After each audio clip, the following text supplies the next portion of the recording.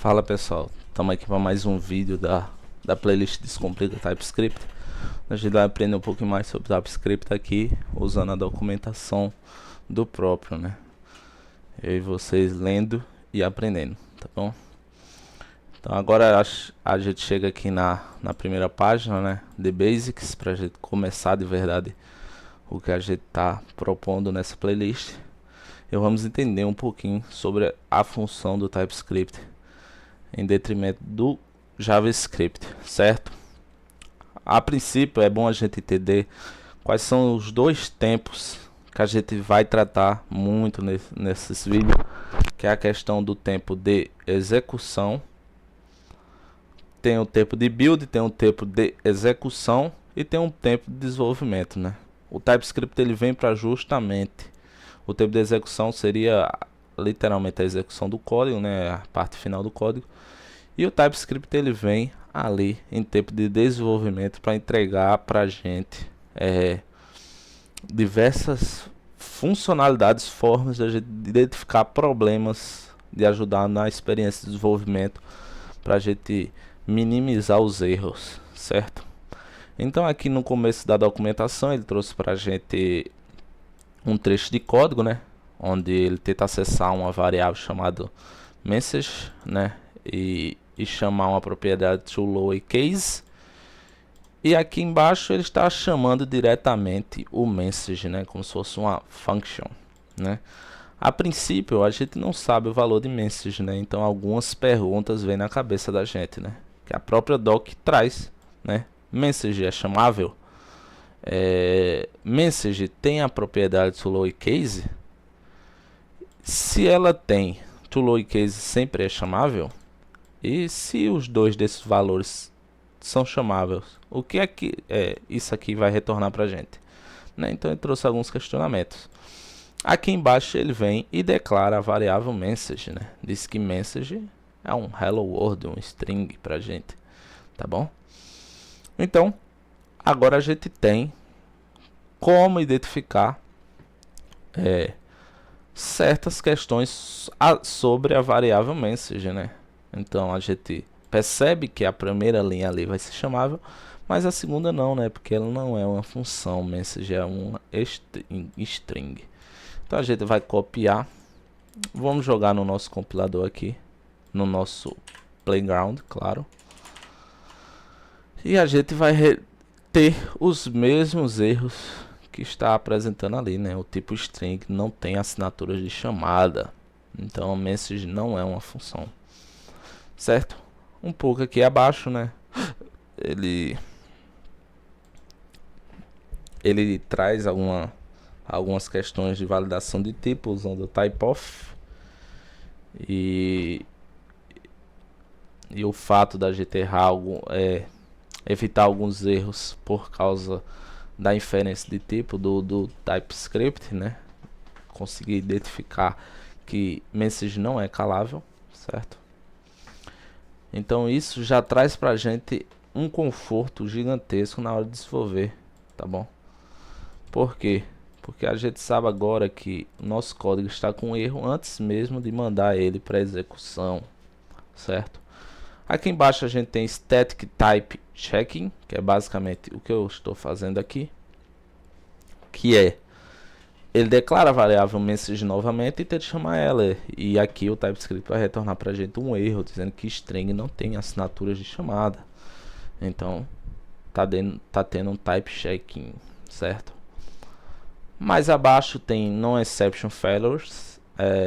Em JavaScript a gente conseguiria escrever esse código normalmente e isso aqui iria retornar para a gente undefined.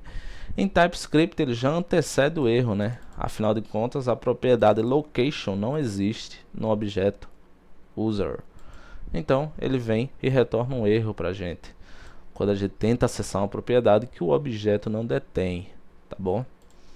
Isso aqui ajuda bastante, novamente, na hora de desenvolver, né? Isso aqui é imprescritível pra gente, errei até a palavra, é importantíssimo pra gente na hora de desenvolver, tá bom? Mais abaixo tem um pouquinho um check de typos, certo? O JavaScript e o TypeScript, eles são case sensitive. Então não adianta só você escrever certo o nome da propriedade, você tem que escrever da forma correta, tanto as letras maiúsculas quanto as letras minúsculas, né? Então aqui a gente tem dois exemplos de erros, né? Então isso daqui não existe e esse aqui de baixo existe, né? Ele está usando um camel case, claro. E essa propriedade aqui é a única que existe, porque as duas daqui de cima estão com erro. Então o TypeScript também vai retornar para a gente, dizer para a gente que isso aqui está errado, tá bom? Igual está aqui no playground, né? Propriedade to local lowercase não existe, por quê? Porque essa propriedade está escrita de forma errada, checagem de typos. Aqui um scale de functions, então o math.handle é uma função, ele tem que ser chamada para retornar um valor. Então aqui a gente tem que o operador menor que não pode ser aplicado no tipo função que retorna um number e number, né? Isso aqui precisa ser um number também, então a gente precisaria chamar o math.handle, colocar os dois parênteses e chamar ele. Aí sim a gente poderia chamar isso. O TypeScript já está retornando erro. Erros básicos de lógica, né? O value ele tem um tipo definido, ou é A ou é B. Vai depender disso tudo aqui. Ou vai ser A ou vai ser B, né? Então aqui embaixo a gente faz um if que diz se value é diferente de A, então é B. Aí ele executa esse código. E aqui é o if se value é igual a B, mas isso já está sendo validado aqui em cima. Por isso o TypeScript já retorna um erro, né? Essa comparação não faz sentido. Não faz sentido porque a gente só está validando para B. Estamos usando duas validações para algo igual. É tipo repetir isso aqui embaixo, sabe? Não faz sentido.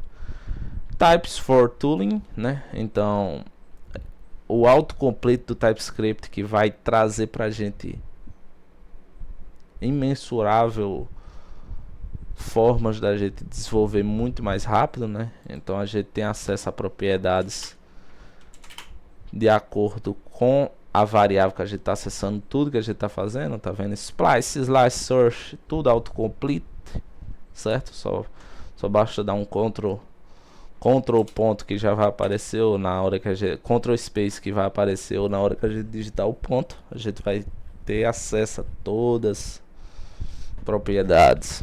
as propriedades.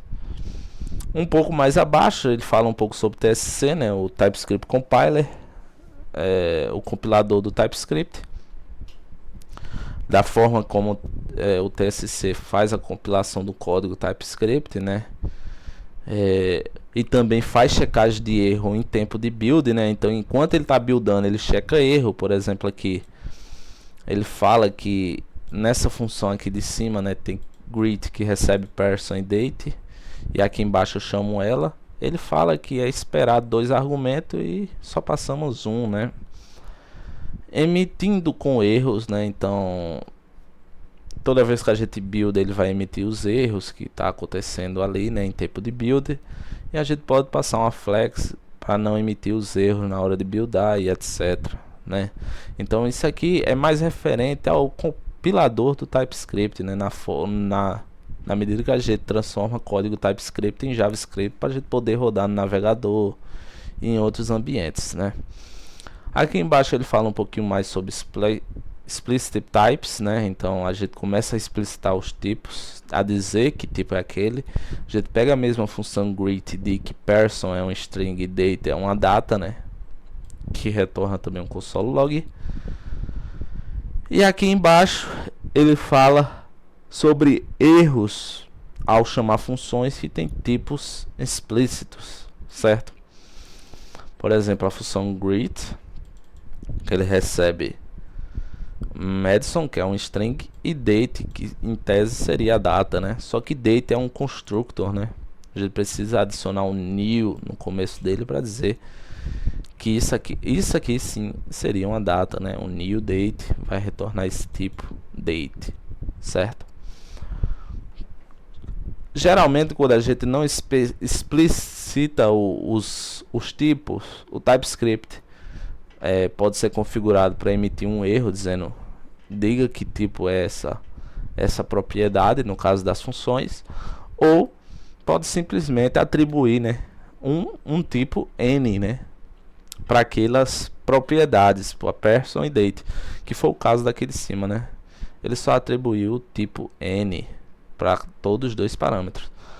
Só que isso não é o ideal, tá bom? Quando a gente está lidando com TypeScript, vocês vão ver que o ideal é sempre a gente, ou, se possível, inferir, se possível, explicitar ou inferir o tipo, né?